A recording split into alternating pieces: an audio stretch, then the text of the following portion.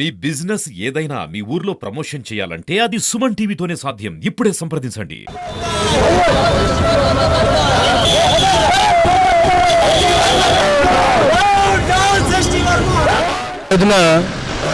గత కొన్ని రోజుల క్రితం తెలంగాణలో డాన్స్ మాస్టర్ అయినటువంటి సృష్టి వర్మ అనే ఒక మహిళా డాన్సరు మహాత్మా గాంధీ గారిని ఉద్దేశించి, జవహర్లాల్ నెహ్రూ గారిని ఉద్దేశించి ఆవిడ యొక్క సోషల్ మీడియా అకౌంట్ అయిన ఇన్స్టాగ్రామ్లో నుంచి కొన్ని కమెంట్స్ చేయడం జరిగింది.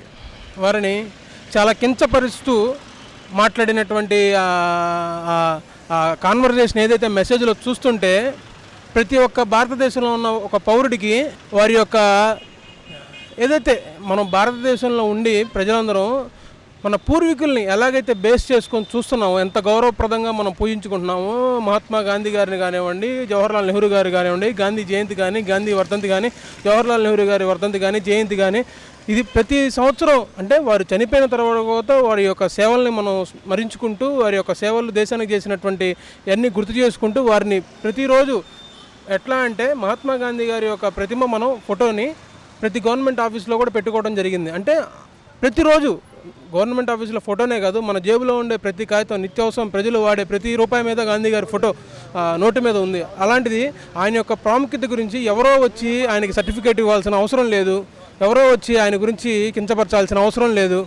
కాబట్టి ఇవన్నీ ఎలా ఉన్నాయంటే దేశ సమగ్రతను దెబ్బతీసే విధంగా ఉన్నాయని చెప్పి ఈ యొక్క కామెంట్స్, ఇది చిన్న టాపిక్ కాదు. బహుశా ఇక్కడ గుంటూరులో ఉన్న నగరంపాలెం పోలీస్ స్టేషన్లో పరిధిలో ఒక యువకుడు చేసినటువంటి అంశం కాదు ఇది నేషనల్ వైడ్ టాపిక్. ఆ ఇద్దరు వ్యక్తులను ఎవరైతే ఇప్పుడు ఆ సృష్టి వర్మ దూషించిందో వారు నేషనల్ లీడర్స్. వాళ్ళు, ఒక ఆయన భారత మాజీ ప్రధాని, ఇంకొక ఆయన మన జాతి పిత. మనకి స్వతంత్రం రావడంలో వారి యొక్క పాత్ర ఒకసారి చదువుకోమని చెప్పండి, చదువుకోలేదు కాబట్టే ఆవిడ ఈ రోజున ఇలాంటి కామెంట్స్ చేసింది. ఒకసారి కనుక మహాత్మా గాంధీ గారి చరిత్ర కానీ, జవహర్లాల్ నెహ్రూ గారి చరిత్ర కానీ ఒకసారి చదివితే ఇంకొకసారి ఆ కామెంట్స్ చేయదు. కాబట్టి మేము ఎన్ఎస్యుఐ జిల్లా అధ్యక్షుడైనటువంటి కరీం గారు ఇచ్చిన రిపోర్ట్ని బేస్ చేసుకొని గత వారం రోజులైనా కానీ ఇప్పుడు దాకా పోలీసులు ఎటువంటి యాక్షన్ తీసుకోకుండా, దాని మీద చర్యలు తీసుకోకుండా, నెక్స్ట్ జనరేషన్స్ వాళ్ళకి గాంధీ గురించి చెప్పేవాళ్ళు, తెలుసుకునేవాళ్ళు, చెప్పాలనుకునే వాళ్ళు తగ్గిపోతారు ఇలాంటి సంఘటనలు కనుక సమాజంలో జరిగితే.